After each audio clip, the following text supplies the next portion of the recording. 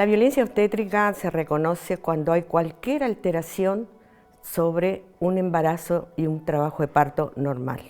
Podemos ir desde una muerte materno-infantil que sucede por violencia, por mala praxis, ¿ya?, hasta mujeres que han decidido no tener más hijos porque no se van a enfrentar nuevamente a la violencia que sufrieron durante el trabajo de parto y el parto. Cubre muchas áreas, y no solamente maltrato y destrato, sino todo lo que significa que esa mujer que está pasando por un periodo muy especial de su vida no tenga los mínimos aportes ni los mínimos cuidados para que eso se realice bien.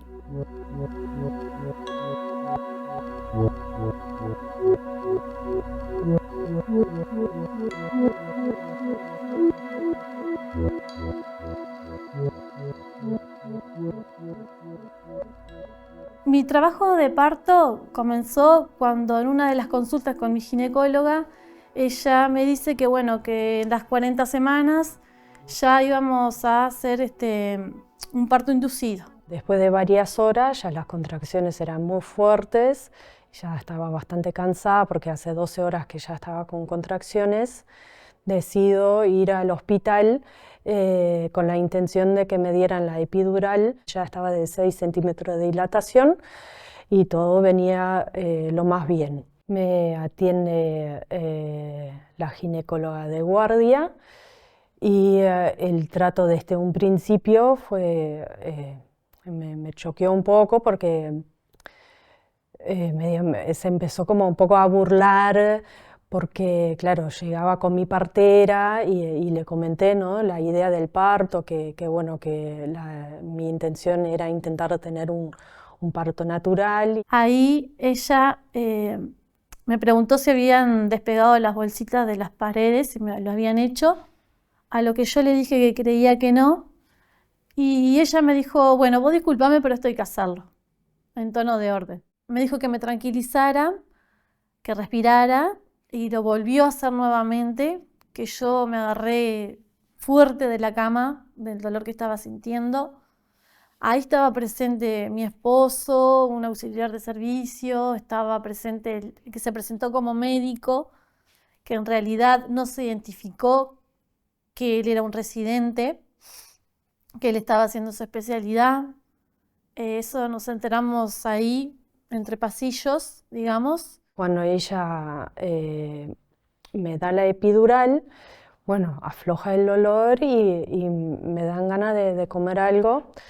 Y la ginecóloga me dijo antes que como ella suponía que me iba a llevar a cesárea, que no comiera nada. Cuando siento ganas de comer, estaba la anestesista y le consulto si había alguna contraindicación de comer algo, porque la verdad hace más de 12 horas que no había comido nada. Y me dijo, no hay ningún problema, podés comer. Y entonces comí un poco y de repente entra la ginecóloga y ve y ahí fue la primera vez que me gritó diciendo por qué estaba comiendo, que ella me había prohibido comer. Y bueno, después de ese tacto yo quedé totalmente perturbada. Mi cuerpo quedó frío, mis pies fríos, yo no me podía calentar, quedé por horas así, helada. Recuerdo estar acostada y ella al costado mío diciéndome, bueno, vamos a ver si apuramos las cosas porque si no se llega Navidad y seguimos acá. Y dijo, yo no te voy a guiar más los pujos, mi partera estaba de vuelta afuera, entonces estábamos mi esposo y yo, y dijimos, bueno, ¿qué hacemos? No sé, pujamos nosotros, yo qué sé, ¿no? Era como increíble estar ahí y la mujer no nos quería asistir. Le dijimos que bueno, que rompieran bolsa, pero yo con mucho miedo les dije, bueno, pero si no dilato voy a cesárea. Y me dijeron, sí, quédate tranquila. El doctor, guiado por la partera, que tuvo varios intentos para hasta llegar a romper bolsa, tuvo 2 o 3 intentos. Yo me sentía un centro de práctica, sin habérmelo dicho en realidad, ni haberme pedido permiso antes. Me dice, no, yo te tendría que haber llevado hace 2 horas a cesárea, ahora por tu culpa tengo que coordinar una cesárea de urgencia. Yo en ese momento de la cesárea no vi, me entero después, que El doctor, al cual le temblaban las manos, le produjo un corte superficial a Valentina en el cuero cabelludo. Como había pujado, mi hija ya estaba en el plano 2 de canal de parto. Entonces no era una cesárea, abro, saco el bebé. No, tenían que empujar a mi hija de vuelta para adentro. Entonces le quedó como toda la cara donde la ginecóloga la empujó, como muchos vasitos rotos, ¿no? Como machucada esta parte. Valentina estuvo muy grave, a punto de la muerte. Después se fue recuperando dentro de su estado muy delicado porque de manera sorpresiva nos enteramos que Valentina nace con daño cerebral y con una hipertensión pulmonar grave.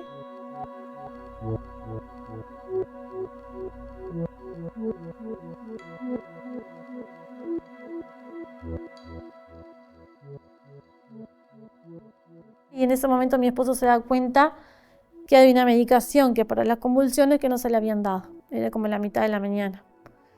Entonces, bueno, enseguida darle la medicación. Ahí yo le pongo música, ella se va quedando un poquito más tranquila. Algunas doctoras la revisaban porque tenían como un poquito de dolor de panza. Le iban a dar algo para calmarla. Bueno, como todo aparentemente era algo leve, digamos, era ese dolorcito, la estaban controlando. Yo salí, me fui a mi casa a bañarme. En eso que estoy en mi casa al mediodía me llama mi esposo.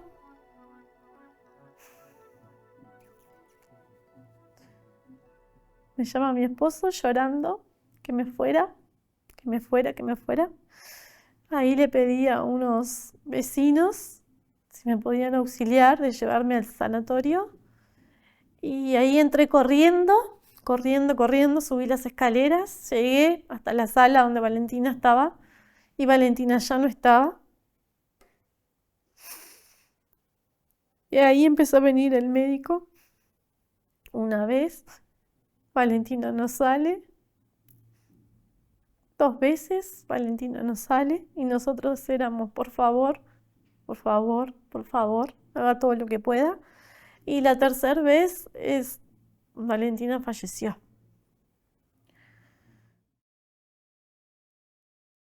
La violencia obstétrica está definida en nuestra legislación nacional, en la Ley 19.580, Ley de Violencia Basada en Género y hacia la Mujer, como toda acción, omisión y patrón de conducta en los procesos reproductivos de una mujer que afecte su autonomía para decidir o aquellos abusos de técnicas y procedimientos invasivos.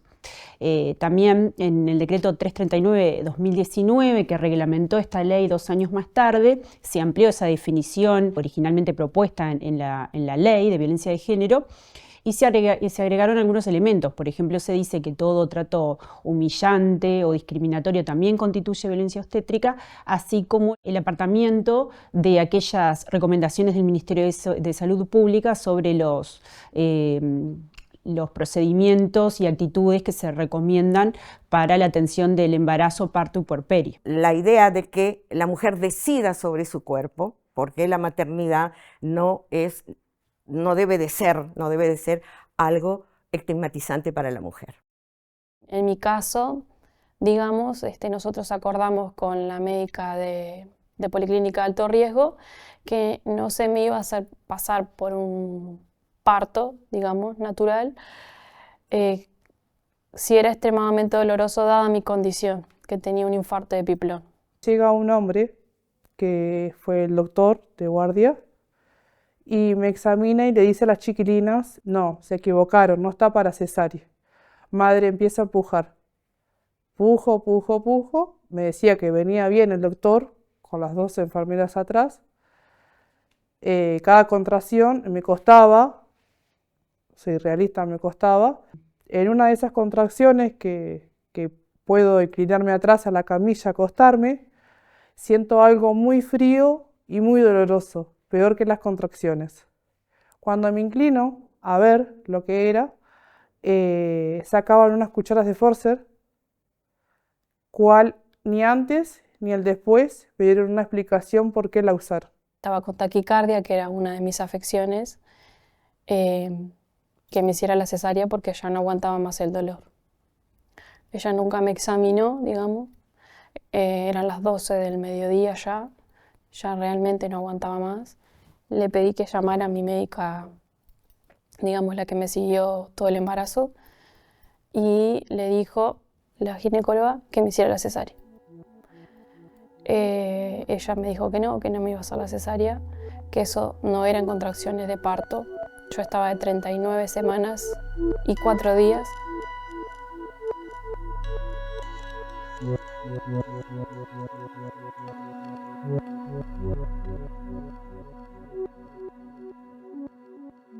Llegué al segundo piso y estaba ella y le dije, ya volví, hágame la cesárea ya por favor porque no puedo más. No, que estás consciente de dilatación, hágame la cesárea porque me va a terminar matando, yo no aguanto este dolor. Mi corazón va a explotar, no puedo más. Me dijo que no, que yo iba a hacer por parto natural. Le dije que me hiciera la cesárea porque yo había pedido a un anestesista que era mi derecho que me la hiciera.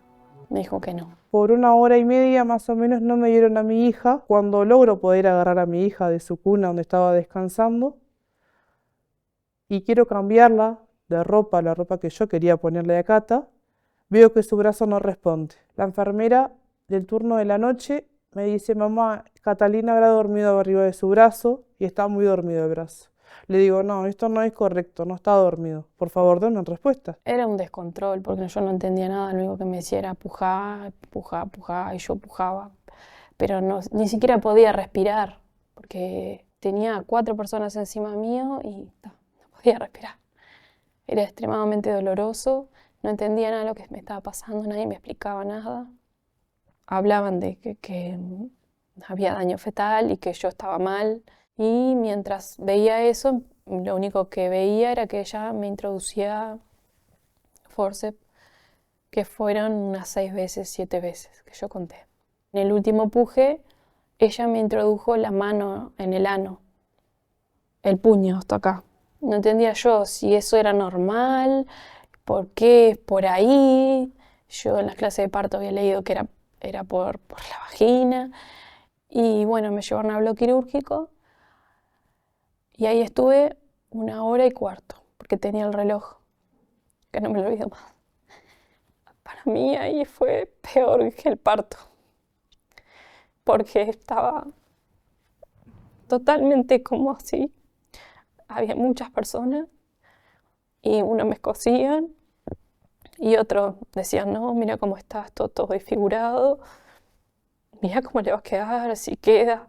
Y estaba la anestesista que a mí ya me había dado como un preinfarto, digamos. Entonces estaba cuidándome porque el corazón a mí me explotaba, o sea, por eso en parte me llevan a CTI, por mi corazón. No, ya sé que esto está todo feo, como que hablando de mí como si yo fuera un pedazo de carne. Lo único que yo pedía era no morirme allí. También noto que tiene bultos en la cabeza. Mandan a hacerle a Catalina una placa de tórax y una ecografía de cráneo para ver qué eran esos bultos. En ese momento en la sala me hicieron sentir culpa, porque a pesar del tiempo me di cuenta que no, y me dice, ¿viste, madre? Cada vez que el médico te decía empujar, usted estaba pegando la cabeza a la D con la pelvis. Como que si yo pudiera elegir eso.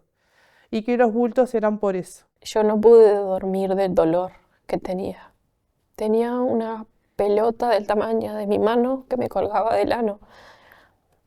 Y era extremadamente doloroso. 2 meses y 20 días después, me dice que Catalina tiene una parálisis braquial obstétrica y que tiene que ser sometida a una cirugía. Me explicaron en una imagen la parte de los tendones y nervios, que no eran que la niña la sacaron, sino que le hicieron mucho daño. Fractura de cráneo, que tenía todos los tendones reventados, dificultar los nervios.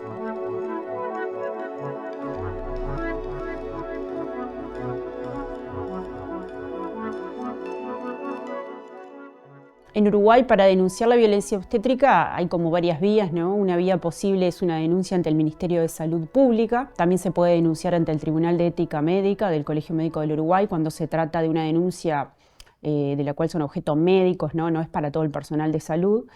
Y después también se puede recurrir a la vía judicial, ya sea a la acción penal o la acción civil, bajo la figura de la responsabilidad médica. Nosotros siempre dijimos con mi esposo que no queríamos que esto quedara en el silencio, que lo que vivimos se supiera, que tuviera voz, que se hablara, que se conociera qué es la violencia obstétrica, que no tengamos miedo a esa institución de salud. Que a veces es difícil llevarlo ¿no? a palabras y también a reconstruir lo que pasó, ¿no? O en la magnitud que pasó, ¿no? Porque no fue como un comentario, fueron muchas horas. Acá te le negaron una pensión. Yo he perdido ofertas laborales, he perdido muchas cosas porque estoy sola para ella. Y nada, en lo emocional, querer rendirme hasta que dije que no, que ella es mi hija, ella va a estar bien. Por más mínimo que sea, nadie quiere que un hijo tenga nada. Me costó mucho mi recuperación. Fueron 6 meses que eso que tenía colgando pudiera volver a su lugar. Y el dolor que me acompaña siempre. Estoy sentada acá y siento dolor. Y hasta hoy en día estoy viendo con los médicos para ver si me puedo operar para mejorar mi condición, porque no es cómodo para mí. Bruna, aparte de que salió desfigurada de todos los forceps que se usó, sufrió una hipoxia severa, con daño cerebral que es irreversible en varias áreas del cerebro. Creo que lo que hace falta es mucho más sensibilización, información a todo el profesional de salud, de que se cumplan las leyes que ya hay en el país sobre el parto respetado. Yo sabía que había vivido violencia obstétrica, una violencia obstétrica al extremo, y que Valentina había pagado las consecuencias. ¿Cuáles son las sanciones en Uruguay para la violencia obstétrica? Hasta ahora, ninguna.